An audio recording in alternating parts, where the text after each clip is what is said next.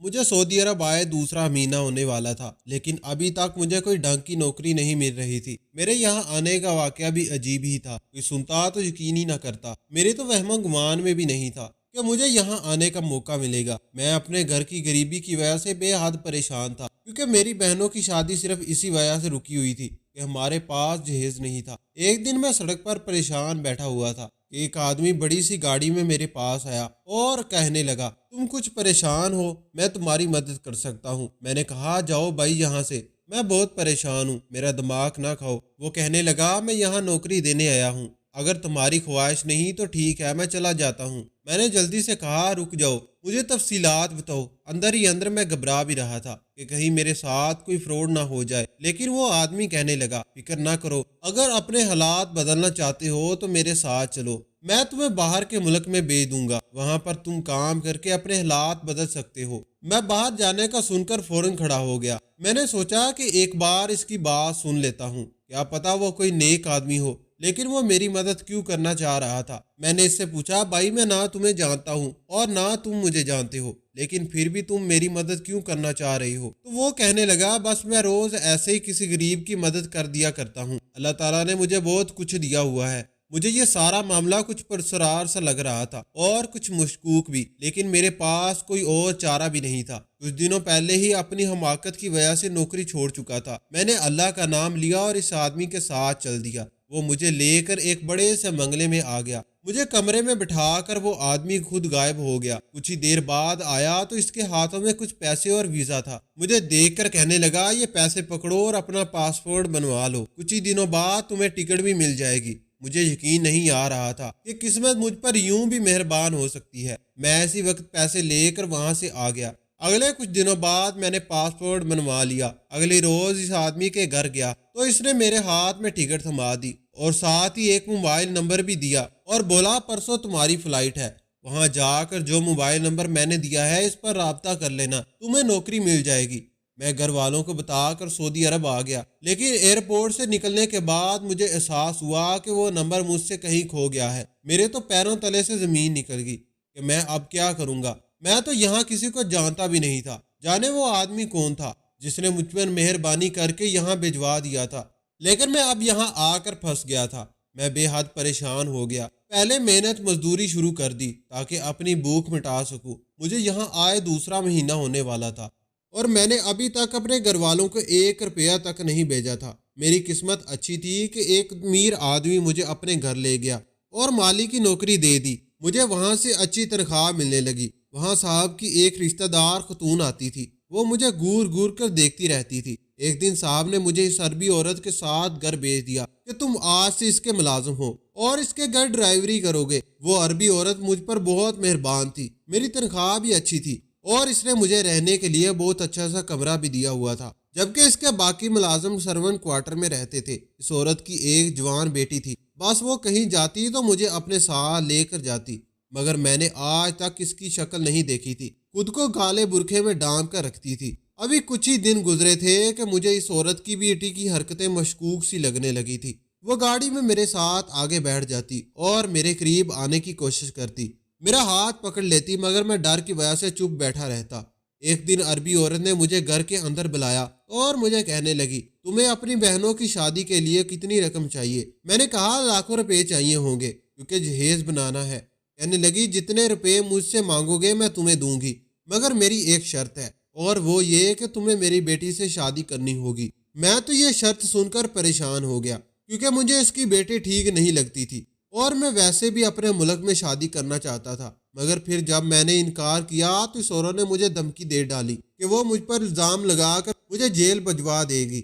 مجبوراً میں اس شادی پر راضی ہو گیا۔ اس عورت نے میرے سامنے ڈھیروں پیسے رکھے اور بولی، بات دراصل یہ ہے کہ میری بیٹی کو تم پسند آ گئے ہو، وہ تمہیں ڈھیروں سالی دولت اور عائشیں دے گی، تم جو مانگو گے وہ دے گی، مگر شرط یہ ہے کہ تم نکاح سے پہلے اس کی شکل نہیں دیکھ سکتے، نکاح کے بعد ہی دیکھو گے۔ یہ شرط سن کر مجھے تھوڑا سا عجیب لگا، مگر اتنے سارے پیسے دیکھ میں نے بھی ارادہ کر لیا کہ اب میں ضرور اس کی بیٹی سے شادی کروں گا، یہ تو میری زندگی بدل دے گی۔ اب میرے پاس انکار کا جواز ہی نہیں تھا، مجھے پیسے اور ہر سہولت مل رہی تھی۔ کسی بدصورت یا معذور لڑکی سے بھی شادی کرنی پڑتی تو یہ گھاٹے کا سودا نہیں ہوگا۔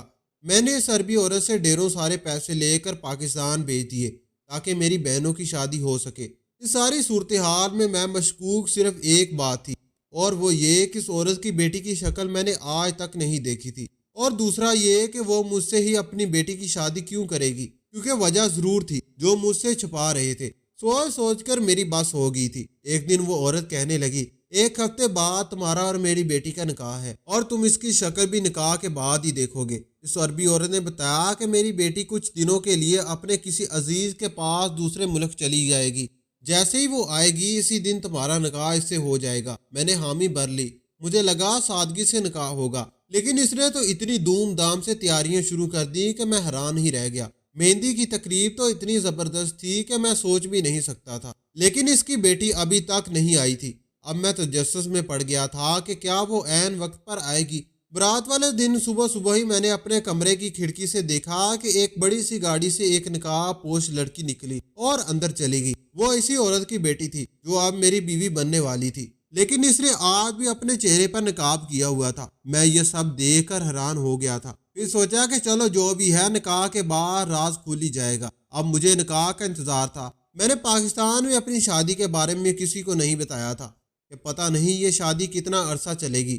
نکاح ہوا، نکاح کے بعد دلہن کو میرے کمرے میں پہنچا دیا گیا، اور میں نے بے تابی سے دلہن کا چہرہ دیکھنے کے لیے گھونگھٹ اٹھایا، اور جیسے ہی اس کا چہرہ دیکھا میرے تو ہوش ہی اڑ گئے۔ اس نے کہا تھا کہ میں تمہاری شادی اپنی بیٹی سے کرواؤں گی، مگر یہ سامنے دلہن کے روم میں بیٹھی ہوئی کوئی لڑکی نہیں تھی، بلکہ وہ تو میرے منہ سے چیخ نکلتے نکلتے رک گئی تھی۔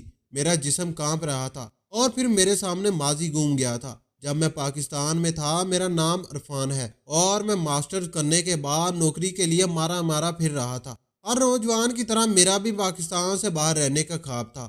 موبائل پر باہر رہنے والوں کی زندگی کی ویڈیو دیکھ دیکھ کر میری بھی حسرت بن گئی تھی کہ کاش میرا بھی کسی باہر کے ملک میں ویزا لگ جائے اور میں وہیں رہنے لگ جاؤں۔ میں سب سے بڑا بھائی تھا، اور مجھ سے چھوٹے 6 بہن بھائی تھے۔ کبھی مجھے ابا اور اماں پر غصہ بھی آتا تھا کہ انہیں اتنے بچے پیدا کرنے سے پہلے اپنے محدود وسائل اور غریبی کو بھی دیکھ لینا چاہیے تھا۔ جو وہ 4 بچے کم پیدا کر لیتے، کم سے کم میری زندگی تو آسان ہوتی۔ بڑا بھائی ہونے کے ناطے میرے نازک کندھوں پر بے انتہا ذمہ داریاں تھیں۔ میں نے میٹرک کے بعد ہی نوکری کرنی شروع کر دی تھی۔ ایک وقت پڑھتا اور ایک وقت ملازمت کرتا۔ یوں ہی روتے دھوتے میں نے ماسٹرز کر لیا اور نوکری کے لیے بھاگ دوڑ شروع کر دی۔ بڑی مشکل سے ایک بڑے صاحب کے ہاں ڈرائیوری کی جاب مل گئی۔ تنخواہ اچھی تھی، اس لیے چپ کر کے کام کرنے لگا۔ صبح 8 بجے جاتا اور صاحب کی بیٹی کو دفتر چھوڑنے چلا جاتا۔ کبھی 2 بجے تو کبھی شام کے 5 بجے میں صاحب کی بیٹی کو دفتر سے گھر واپس لاتا۔ باقی وقت میں سکون سے بیٹھا رہتا، کیونکہ میرا کام صرف صاحب کی بیٹی کو دفتر چھوڑنے جانا اور لینے جانا تھا۔ اور صاحب کی بیٹی نے ہمیشہ نقاب کیا ہوا تھا۔ میں نے ابھی تک اس کا چہرہ نہیں دیکھا تھا، اور نہ ہی مجھے دیکھنے کی تمنا تھی، کیونکہ میں صرف وہاں کام کرنے جاتا تھا، اور میں نہیں چاہتا تھا کہ اس نوکری سے نکالا جاؤں۔ میرے یار و دوست مجھے سمجھاتے تھے، صاحب کی بیٹی کو اپنے پیار کے جال میں پھنسا لو، کروڑ پتی باپ کی بیٹی ہے اور تم بھی اتنا حسین ہے، اگر تم اسے پسند آئے تو تم ساری زندگی ایش کرو گے۔ کبھی یہ میرے بات دل کو لگتی تھی، کیونکہ یہ امیر ہونے کا شارٹ کٹ طریقہ تھا اور نہایت آسان بھی، لیکن میں اپنے ڈر کی وجہ سے صاحب کی بیٹی کے سامنے نظر تک نہیں اٹھا سکتا تھا۔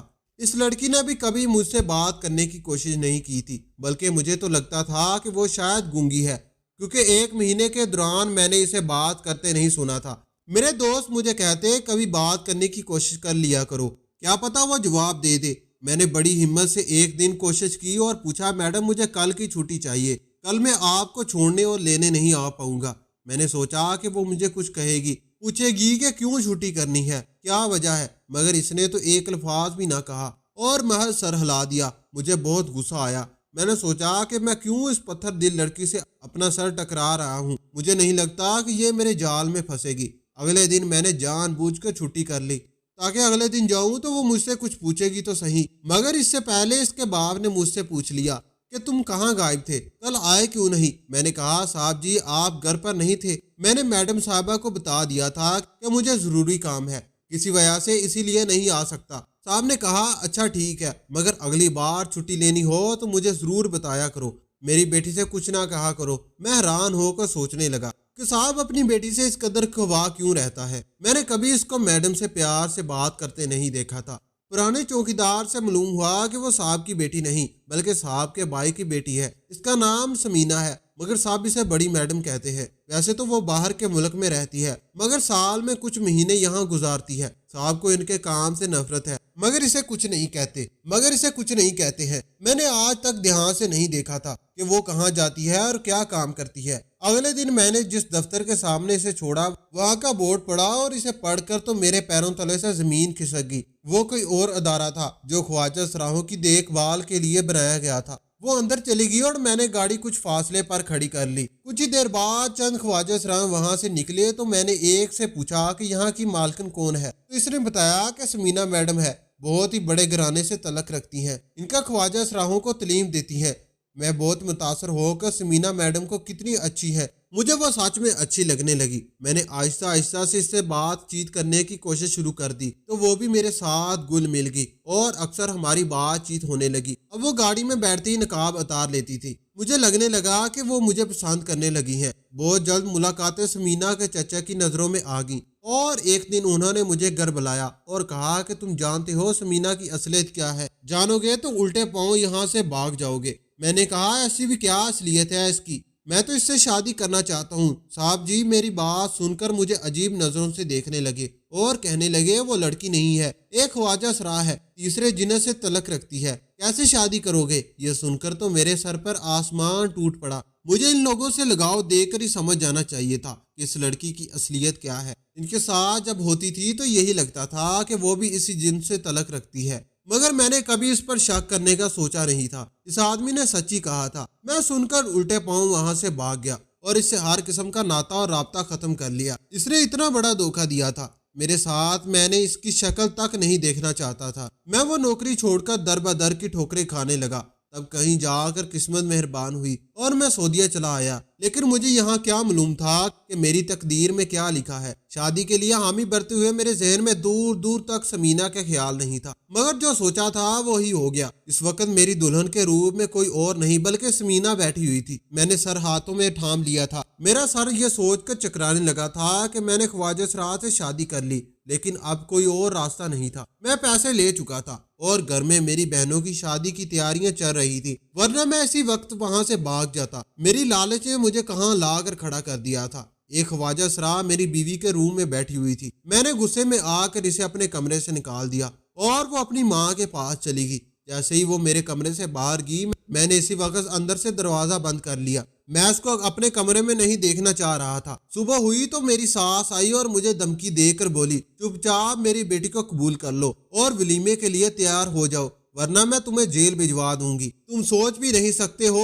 मैं तुम्हारी साथ क्या कर सकती हूँ। मैं मजबूरन अपने घर वालों की खातर उठा और तैयार होने लगा, क्योंकि इसकी पहुंच बहुत ज्यादा थी, वो कुछ भी कर सकती थी। वलीमे के लिए समीना को तैयार हुए देख कहीं से भी नहीं लग रहा था कि वो लड़की नहीं है बल्कि कोई और जिनस है। मैं उलझने लगा। वलीमे वाली रात भी मेरे कमरे से बाहर निकलकर लॉन में आ गया। मेरी सास मेरे पास आई और प्यार से कहने लगी, तुम यहाँ क्यों खड़े हो। मैंने गुस्से से कहा, आपने मुझे धोखा दिया है। आपने कहा था कि मेरी आपकी बेटी से शादी होगी, यानी एक लड़की से, लेकिन आपने मुझे धोखा दिया है और एक ख्वाजा सराह से शादी करवा दी है। वो कहने लगी, तुम्हें किसी ने गलत बताया है, मेरी बेटी ख्वाजा सराह हरगिज नहीं है, असल बात कुछ और है। मैंने कहा, मुझे कोई असल बात नहीं सुननी, आप मेरी जान छोड़ दें।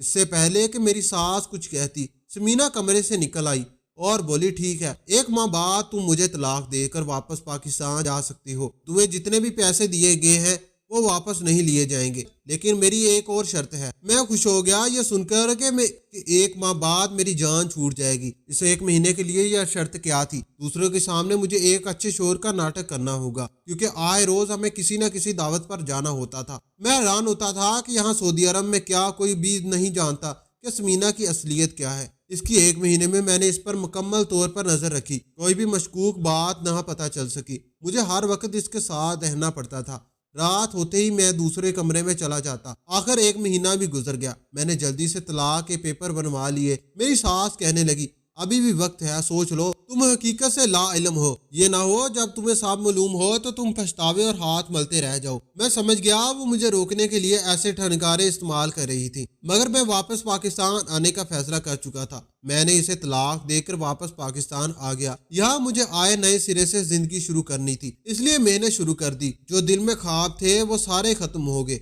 2 साल की मेहनत के बाद मैं एक छोटा सा कारोबार कायम करने में कामयाब हो गया। मुझे इसी सिलसिले में एक बड़े ब्रांड के साथ मीटिंग करने अपने दोस्त की कंपनी जाना पड़ा। तो वहां पर समीना को देखकर मैं हैरान रह गया और ये जानकर तो दंग रह गया था कि वो अब मेरे दोस्त की बीवी है। मैंने अपने दोस्त को सबके सामने खींचकर कहा, ये तुमने क्या किया है, शादी कर ली? मेरा दोस्त मेरा बाजू पकड़कर दूसरे कमरे में ले गया और कहा कि यहाँ शोर मत करो। मैंने कहा, तुम जानते भी हो तुमने किससे शादी की है? कहने लगा, हाँ मैं जानता हूँ और मैं वो सब जानता हूँ जो तुम नहीं जानते। पर यह ख्वाजा सरा नहीं है बल्कि एक लड़की है। जब पैदा हुई तो डॉक्टर को यही लगा कि वो ख्वाजा सरा है, मगर 15 साल की उम्र में कुछ पेचीदगी गइयों के बायस इसका ऑपरेशन हुआ और वो एक लड़की बन गई। खानदान वालों को यकीन न आया और समीना के रिश्तेदारों ने कहना शुरू कर दिया कि वो एक ख्वाजा सरा है। और इन्हीं बातों से तंग आकर इसके माँ बाप ने इसे लेकर सऊदी अरब शिफ्ट हो गए। अपनी तालीम मुकम्मल करने के बाद समीना ने ख्वाजा सराओं के लिए कुछ करने का सोचा, क्योंकि इस पर सिर्फ ख्वाजा सरा होने का इल्जाम लगाया गया था और इसकी जिंदगी जहन्नम बना दी गई थी। वो सोचने लगी कि जो सचमुच मुझ जैसे लोग हैं इनके लिए तो जीना बहुत मुश्किल होगा। इसलिए वो साल के चंद महीने पाकिस्तान में रहती और एक अदारा कायम किया, जिसकी वजह से इसके रिश्तेदारों का शक मजीद हो गया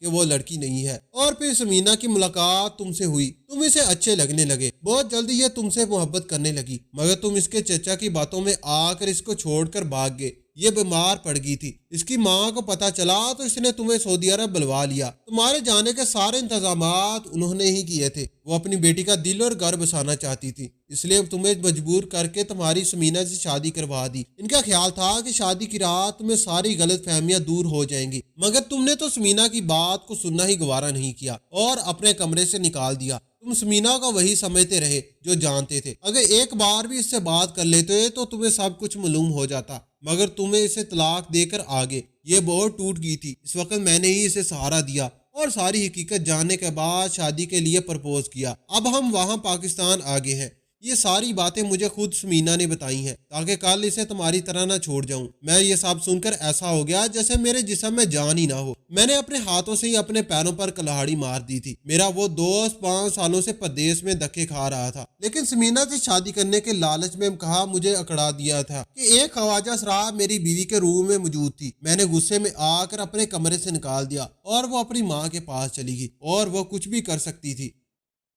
मुझे उलझने लगा था। वलीमे वाली रात में कमरे से बाहर निकलकर लॉन में आ गया। मेरा दोस्त आज मेरे बाद इतनी बड़ी कंपनी का मालिक बन गया था।